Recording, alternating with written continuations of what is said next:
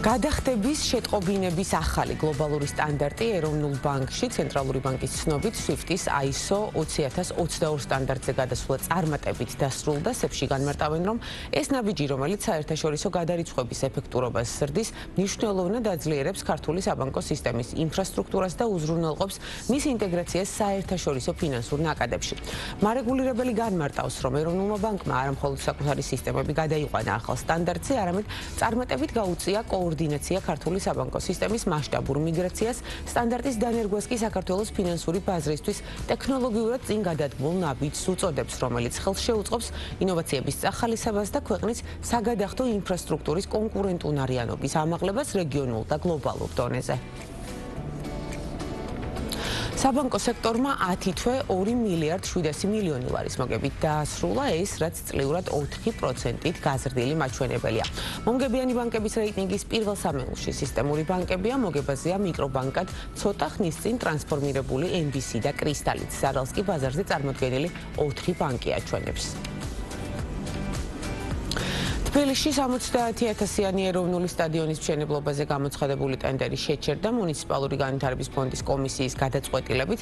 საკვალიფიკაციო მოთხოვნები და პირობები თავიდან გადაიხედება, რათა პროცესი უფრო კონკურენტული გახდეს. ტენდერში 3 კომპანია მონაწილეობდა, 2 განაცხადების არასწორი წარდგენის გამო დისკვალიფიცირდა. როგორც განცხადებაშია ნათქვამი, კრიტერიუმებს მხოლოდ 1 პრეტენდენტი აკმაყოფილებდა და მისი შეთავაზება სხვა მონაწილეთა ფასებთან შედარებით მნიშვნელოვნად მაღალი იყო. შესაბამისად კომისიამ კანონით მინიჭებული უფლება გამოიყენა და ტენდერი შეაჩერა. სტადიონი აეროპორტის მიმდებარედ 270,000 კვადრატულ მეტრზე უნდა აშენდეს. მშენებლობის ვადა 51 თვეს მოიცავდა და დასრულდება 2030 წლამდე იყო დაგეგმილი. თელასმა ახალი მაღალი ძაბვის ქვესადგური კრწანისის მშენებლობა დაასრულა. როგორც კომპანიაში ამბობენ, ახალი ენერგოობიექტის ექსპლუატაციაში გაშვება ელექტროენერგიით უზრუნველყოფს დედაქალაქის ისეთ მნიშვნელოვან ტურისტულ და სწრაფად განვითარებად რაიონებს, როგორებიცაა ორთაჭალა და კრწანისი. ქვესადგურის მშენებლობა თელასის 2024-29 წლების საინვესტიციო პროგრამის ფარგლებში სემეკის დავალებით განხორციელდა. ინვესტიციის მოცულობამ კი 24 მილიონ ლარს გადააჭარბა. გაყიდვების ყველაზე აქტიური სეზონი ძალაშია, დაიწყო შავი პარასკევის კვირა, პერიოდი, როდესაც ადამიანებიც და კომპანიებიც ყველაზე მეტად აქტიურობენ. მომხმარებლის ფსიქოლოგია, ბიზნეს სტრატეგია და ახალი ტექნოლოგიებით გაძლიერებული ბაზარი, როგორ შეიცვალა სამომხმარებლო ქცევა საქართველოში, რა შეთავაზებების მოლოდინია ბიზნეს სექტორისგან და როგორია მათი განწყობები, სტრატეგია, ანალიტიკა, პრაქტიკა. Black Friday-ის იგივე შავი პარასკევის ფენომენზე სასაუბროთ თორნიკე გურული, სტრატეგიული კომუნიკაციების სპეციალისტი და გურგიას დირექტორი შემოგვიერთდა სტუდიაში. თორნიკე, მოგესალმებით, ძალიან დიდი მადლობა სტუმრობისთვის. მშვიდობისა. ვინც ვარა თქვენ უნდა გვესაუბროთ სწორედ შავ პარასკევზე, მის ფენომენზე და მის ტრანსფორმაციაზე წლიდან წლამდე ჩვენს რეალობაში. ვახსენეთ, რომ დაახლოებით 1-10 წლეულია, რაც შავი პარასკევი დამკვიდრდა ჩვენს ჩვევაში, შეიძლება ითქვას, როგორც მომხმარებლის, ასევე ბიზნესის. რა ტენდენციები გვაქვს საწყისებიდან დღემდე, ანუ რამდენად დავიხვეწეთ მომხმარებელი ჩვენი ქცევის ნაწილში და ასე რამდენად პასუხისმგებლიანია ბიზნესი და პასუხობს შავი პარასკევის სტანდარტებს. დიახ, საქართველოს არ არის გამონაკლისი მთელი მსოფლიო ტენდენციისა და ტრენდისა. ჩვენ ვიცით, რომ ამერიკაში შავი პარასკევი კარგახანია, რაც არსებობს და მთელი ტრადიცია ამის, მაგრამ საქართველოში დაახლოებით 10 წელია, რაც ამ დღეს აღნიშნავთ. ეს დღე მოდის ამერიკიდან, მადლიერების დღის შემდგომი პარასკევია ხოლმე, სადაც ადამიანები ყველაზე დიდ შენაძენს აკეთებენ, რადგან კომპანიები დიდი ხანია ემზადებიან ხოლმე იმისათვის, რომ სპეციალური შეთავაზებები გაუკეთონ თავიანთ მომხმარებლებს. საქართველოში ნენელა ესეც ვისწავლეთ, იმიტომ რომ თავდაპირველად ადამიანები საერთოდ ვერ იგებდნენ შავ პარასკევს, ალბათ ყველასთვის ცნობილია ადამიანების რეაქციებიც შავ პარასკევთან დაკავშირებით, როგორ არაერთგვაროვანი იყო ნამდვილად. იყო ძალიან სასაცილო ისტორიები თვითონ შავ პარასკევთან დაკავშირებით, სიტყვასთან დაკავშირებით, მაგრამ ნენელა ჩვენი მომხმარებლები შეეჩვია და ნენელა დაიწყო თანხის დაზოგვა იმისათვის, რომ პარასკევი, ბოლო პარასკევი ნოემბრის თვეში ყოფილიყო რაღაცა გამორჩეული. ბიზნესიც ამისთვის ვემზადებოდა. მაგრამ არა მხოლოდ ბოლო პარასკევი, ანუ კვირეული გამოდის ხოლმე ფასდაკლების, ან 2 კვირაც კი. საქართველოში ასე განვითარდა, რადგანაც პრობლემა ის გახლავთ, რომ შეზღუდული რაოდენობა, შეზღუდული დღე ადამიანებისთვის აღმოჩნდა არაკომფორტული, მაგალითად მე ვიცი ცალკეული ქსელები, სადაც რიგებში ადამიანებმა ხელიც კი მოიტეხეს, მასობრივი შეცვენა, სხვადასხვა ტიპის მარკეტებში ის რომ არ მოხდეს ამისათვის მნიშვნელოვანია რომ რაღაცა ხანგრძლივი პერიოდი დიფერენციაცია მოხდეს და რაღაცნაირად უფრო მეტი დრო გქონდეს მომხმარებელს შესაძენად რომ კიდე უფრო რაღაცა ფატალური შედეგები არ დადგეს რადგანაც ჩვენ არ ვართ გამონაკლისი და არ შეიძლება ვთქვათ რომ ეს არის ქართული ფენომენი რომ ვიღაცა შეიჭრება სავაჭრო ობიექტზე და შეიძენს რაღაცა ტიპის პროდუქტს ეს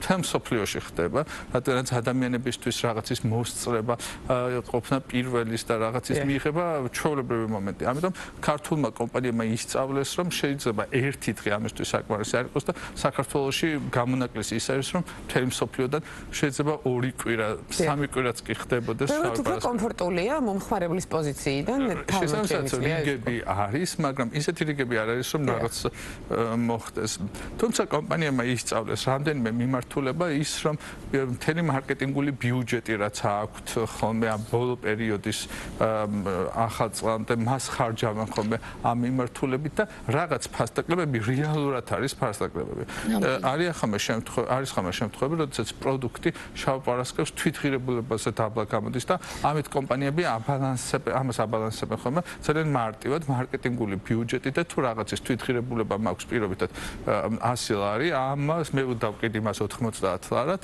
აი ამ 10 ლარს მე ვაბალანსებ იმ მარკეტინგული აი სწორედ ფასდაკლებების სადეობაზე ვისაუბროთ ახლა თქვენგან საინტერესო იქნება ამის მოსმენა წლების განმავლობაში იყო სკეპტიკური დამოკიდებულება რომ ეს ხომ არ იყო ვთქვათ ფასდაკლებამდე ხელოვნურად გაზრდილი ფასი რომლის შემდეგ დაკლება ხდებოდა და მომხმარებელი ასე ვთქვათ შეცდომაში შედიოდა და მოტყუებული რჩებოდა მომხმარებელმა როგორ უნდა ამოიცნოს ეს ფასდაკლება ნამდვილია თუ არა რომ გითხრათ ორივე შემთხვევა ხდება არ უნდა დავმალოთ ის რომ ცალკეულ ქსელებში ხდებით შემდეგ ტენდენციასაც რომ ხელოვნურად იზრდება ფასები და მე აკრავენ ისიც ამასაც ხდებით ეს არა მარტო საქართველოში ხდება მთელ მსოფლიოში ხდება მსგავსი ტიპის რაღაცა მაგრამ ბოლო პერიოდში მომხმარებელი ისე გაცნობიერდა და ისე შეისწავლა ფასები და ისე შეისწავლა ვაჭრობის ხრიკები რომ ასეთი შემთხვევები უფრო და უფრო ნაკლები ხდება მე მაქვს გამოცდილება იმისა რომ მომხმარებელი წინასწარ დადის ხოლმე სავაჭრო ობიექტებში იწერს ფასებს ამოწერილი აქვს ფასები და შემდგომში ადარებს ხოლმე ასევე სოციალურ მედიაში და ხვდებით ხოლმე მსგავსი ტიპის შემთხვევებსაც როდესაც მომხმარებელი უკვე გაცნობიერებულია და ამბობს რომ ეს რიტეილერი არის მატყუარა იტყუება და არ უნდა დაუჯეროთ ამ რიტეილერს იმიტომ რომ მან შეცვალა ფასები Black Friday-მდე 2-3 დღით ადრე და მე რეაკლებს ანუ ეს ეპოქა უკვე სრულდება რადგანაც სოციალური მედიის ეპოქაში შეუძლებელია მომხმარებელი მოატყუო და შეცდომაში შეიყვანა იმიტომ რომ მომხმარებელი როდესაც ჩასაფრებულია ის მომხმარებელი და რაღაც კონკრეტულის მოლოდინშია და იმ კონკრეტულ პროდუქტზე ისეთი ტიპის პროდუქტები რომელსაც ფასდაკლების საშუალო ზღვარი რომელია რომელსაც მომხმარებელი ყველაზე რეალურად აღიქვავს აი მაგალითად 30 50 70 თუ 90% ჩვენ მქონდა price sensitivity-ობის კვლევა ასეთი ტიპის კვლევა არსებობს სხვა ინდუსტრიაში სხვადასხვა მაგალითად საწვავზე ბენზინზე და ასე შემდეგ აბსოლუტურად სხვა არის ეს ვიდრე ეს არის ტექნიკაზე ავეჯზე ან საყოფაცხოვრებო ნივთებზე თუ ჩვენ ავიღებთ სხვა ინდუსტრიას სხვადასხვა მაგრამ საშუალოდ ჩვენ ვარაუდობთ ხოლმე რომ მომხმარებელი რეაგირებს ისეთი ტიპის ფასდაკლებებზე რომელიც 40%-ს აღემატება არ გულისხმობ ისეთი ტიპის პროდუქტებზე რომელსაც მარჟები ძალიან დაბალია საწვავი ავიღოთ ან თვითონ მედიკამენტები ავიღოთ რაც შეეხება კოსმეტიკას ასეთ შემთხვევაში გაცილებით სხვა არის და ასეთ შემთხვევაში მომხმარებელი მინიმუმ 50%-იან ფასდაკლებას ელოდება შესაბამისად ჩვენ არ შეგვიძლია ვთქვათ რომ ერთი რაღაც პროცენტია price sensitivity-ობის კვლევის ერთ-ერთი კომპონენტი რომელიც ამ ნაწილს იკვლევს და ამბობს შედეგი ტიპის რაღაცას ცალკეულ ინდუსტრიებში 50%-ზე ნაკლებად ადამიანები არ აღიქვამენ რამე ტიპის შეღავას ფასდაკლებას ნაწილი ამბობს რომ ეს ციფრი 40%-ია ამიტომ ინდუსტრიების მიხედვით ეს განსხვავებული ყველაზე გაყიდვადი ინდუსტრია და საქონელი რა არის Black Friday-ზე რომ გითხრათ ჩვენ რეალობაში ჩვენს რეალობაში რამდენიმე მიმართულებას გამოვყავთ პირველი მიმართულება ეს არის კოსმეტიკა იმიტომ რომ ადამიანებმა იციან კოსმეტიკა პარფიუმერია რა ბრენდს მოიხმარს იმიტომ რომ აქ ბრენდებზე მიჯაჭვა არის ხოლმე ყველაზე მნიშვნელოვანი იმიტომ რომ ვიღაცა თუ რაღაცა X-უნამოს მოიხმარს ან რამე კონკრეტულ კრემს მოიხმარს ამისათვის შეცვლა ასეთი ადვილი არ არის ამიტომ ეს ერთი ყველაზე მთავარი ინდუსტრია მეორე ინდუსტრია ეს გახლავთ საყოფაცხოვრებო ნივთები და ასევე ავეჯი ტექნიკა ეს არის ის მიმართულებები და სახთან დაკავშირებული რაღაცები, რომლებიც შეიძლება ბრენდზე არ იყოს დამოკიდებული, მაგრამ ფასზე იყოს დამოკიდებული მომხმარებლის გადაწყვეტილება და ჩვენ კიდევ ერთი ტრენდი რაც საქართველოშია, ყველა მსოფლიოში, ყველა ქვეყანაში ფასზე ორიენტირებული მომხმარებელი ყველაზე დიდია, მაგრამ საქართველოში მათი რიცხვი კიდევ უფრო მაღალია შემოსავლებიდან გამომდინარე, იმიტომ რომ ჩვენ ვიცით მარკეტინგულად როდესაც რაღაცებს გეგმავთ ხოლმე, რომ სხვა ტიპის მომხმარებლები არიან, ზოგია ბრენდზე ორიენტირებული, ზოგია ფასზე ორიენტირებული, ზოგია სერვისზე, სხვა ტიპები არსებობს, მაგრამ საქართველო იმითაც გამორჩევა, რომ ჩვენ გვყავს პროცენტულად ყველაზე დიდი რაოდენობა ფასზე ორიენტირებული მომხმარებლებისა და შესაბამისად Black Friday-ი ამიტომაც ყველაზე მეტად მუშაობს. თორნიკე, აუცილებლად მინდა შევეხოთ ხელოვნურ ინტელექტს, რის გარეშეც ჩვენი ყოველდღიურობა აღარ არსებობს და ბუნებრივია მარკეტინგი შაუპარასკევთან მიმართებითაც მოიცავს AI-ს, ხომ ასეა? როგორ შეცვალა ხელოვნურმა ინტელექტმა მიდგომები? მე მინდა ჩემი გამოცდილება გაგიზიაროთ გასულ წელს და წლევანდელ წელთან შედარებით Black Friday-ის შემთხვევაში ყველაზე ხშირია ხოლმე მომხმარებლის მომართვიანობა, მქონია შემთხვევა, როდესაც წუთში ათეულობით მომხმარებელი გვწერს, გვეკითხება და ეს ფიზიკურად შეუძლებელია, რომ დაამუშავოს ცოცხალმა ძალამ. შესაბამისად, ძალიან ბევრი ხელოვნური ინტელექტის კონსულტანტები გამოჩნდა, ჩვენც დავნერგეთ ეს მიმართულება და პასუხების გაცემა, რჩევების მიცემა და ასე შემდეგ ხელოვნური ინტელექტის მეშვეობით ძალიან ადვილი ხდება. ასევე ჩვენ ვიცით, რომ შავი პარასკევის მერე ორშაბათი მოდის ხოლმე Cyber Monday და Cyber Monday-იც ნელ-ნელა იყიდებს საქართველოში ფეხს, იმიტომ რომ ვიცით, რომ ონლაინ კომერცია ჩვენს ქვეყანაში არც თუ ისე განვითარებულია და ეხა იყიდებს ფეხს და Cyber Monday-ის შემთხვევაშიც ხელოვნური ინტელექტი, ჩაშენებული რობოტები და ასე შემდეგ ძალიან ადვილს და ხელმისაწვდომს ხდის შეკითხვებზე პასუხის გაცემას, მონაცემების დამუშავებას, სხვა ტიპის ანალიტიკის გაკეთებას და ასე რომ ამის გარეშე დღეს შეუძლებელია და ის ძალიან დიდი განსხვავებაა მოქნილობისთვის კომპანიების მხრიდან, რადგანაც შენ შეგიძლია უკვე ძალიან ბევრი ადამიანს მოემსახურო და უფრო მეტი ადამიანი კვაყოფილი დატოვა, ვიდრე უკმაყოფილო. ასევე საინტერესოა შავი პარასკევი რამდენად არის ერთ-ერთი ინსტრუმენტი კომპანიისთვის იმისათვის, რომ თქვათ, ბრენდის მიმართ ლოიალურობა ჩამოუყალიბოს მომხმარებელს. გამოცდილება რა საჩვენებს? გამოცდილება აჩვენებს იმას, რომ დიახ, ყველა ტიპის მომხმარებელი არის დაინტერესებული შავი პარასკევით, იმიტომ რომ ადამიანები გახდნენ რაციონალურები.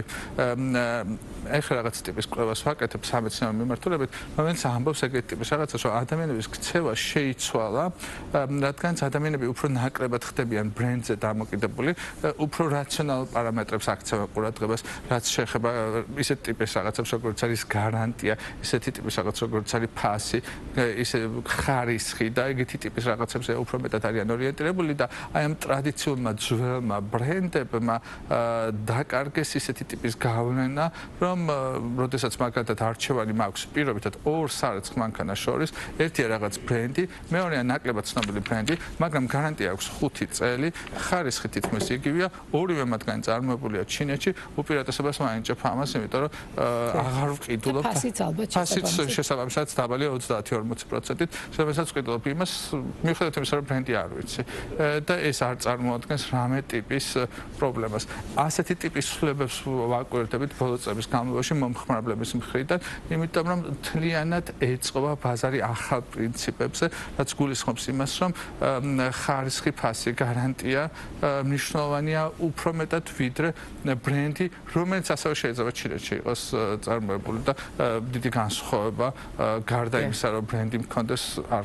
ალბათ ინფორმაციულმა ნაკადმა და უკვე ძალიან ბევრ რამეში მარტივად გათვითცნობიერების შესაძლებლობა მოიტანა ეს მოცემულობა, ხომ ასეა? მე მინდა გითხოთ, მე ვფიქრობ, რომ უფრო რაციონალური გახდა მომხმარებელი და უფრო ინფორმირებული გახდა მომხმარებელი. და საკუთარ უფლებებს იცავს მეტად, ხომ ასეა?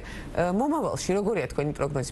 Black Friday იქნება ასეთი მასშტაბური? მე ვფიქრობ, რომ კიდევ უფრო მასშტაბური იქნება Black Friday მომავალში, იმიტომ რომ პატარ-პატარა კომპანიები, რომლებიც ახლა ხედავენ თუ რა წარმატებას აღწევენ სხვა კომპანიები, რომელსაც აქვთ Black Friday და რა ფინანსურ მაჩვენებლებს აგენერირებენ, როდესაც ამას ხედავენ, ვფიქრობ, რომ მომავალში კიდევ უფრო აქტუალური გახდება და კიდევ უფრო მეტად იქნება პატარა კომპანიების ჩართულობაც შავი პარასკევის აქციების ფარგლებში, იმიტომ რომ სამყარო ასე მიდის, მომხმარებელი ასე იცვლება და ბიზნესი რა არის? თუ შენ აი ამ ცვლილების ფეხს ვერ აუწყებ, მომავლისთვის ჩამორჩები. იქნები მაჩანჩა. და იქნები მაჩანჩა. კი ბატონო, საქართველოში საბედნიეროდ თქვენი საუბრიდან გამომდინარე შეგვიძლია დავასკვნათ, რომ ბიზნესი არის მოწოდების სიმაღლეზე და არა მაჩანჩალას მდგომარეობაში. იმიტომ რომ მუდმივად ვითარდებით. დიახ, და ვცდილობთ იმას, რომ ფეხი აუწყოთ მთელ მსოფლიო ტენდენციას. შეუძლებელია, რომ საქართველოში არ გააკეთო შავი პარასკევი. იმიტომ რომ ამ პერიოდში დაგენერირებული შემოსავალი ძალიან მნიშვნელოვანია. თან ნოემბერი ისეთი თვე არის ხოლმე, რომელიც არ გამოირჩევა მომხმარებლის მხრიდან აქტივობით, რადგანაც დეკემბერი წინასახadzო პერიოდი და ჩვენ ვიცით, რომ წინასახadzო პერიოდი შოპინგის თვეა, იმიტომ რომ ახალი წლისთვის ადამიანები ძალიან ბევრ რაღაცას ყიდულობენ ხოლმე სახadzო დეკორაციიდან დაწყებული სიახლებით მთელი ტრადიციები არსებობს ხოლმე ახალ წელს რა უნდა გქონდეს და შესაბამისად რადგანაც ნოემბერი არც თუ ისე აქტუალურია, ეს Black Friday უფრო მეტად აძლიერებს. ბოლო კვირა განსაკუთრებულ მნიშვნელობას იძენს ხოლმე სია. რა თქმა უნდა, იმიტომ რომ შემოსავალი ძალიან მნიშვნელოვანია თითოეულ ბიზნესისთვის. კი ბატონო და ასევე ბიზნესისთვის შემოსავალი ძალიან მნიშვნელოვანია და მომხმარებლისთვის მსგავსი ფასდაკლებები არის ძალიან ხელსაყრელი ნამდვილად წინა სახელმწიფო პერიოდში. მით უმეტეს ძალიან დიდი მადლობა საინტერესო საუბრისთვის, დაგემშვიდობებით. თორნიკე გურული კომუნიკაციების სპეციალისტი და გორგიას დირექტორი იყო ჩვენი სტუმარი, საუბრობდით შავ პარასკევზე.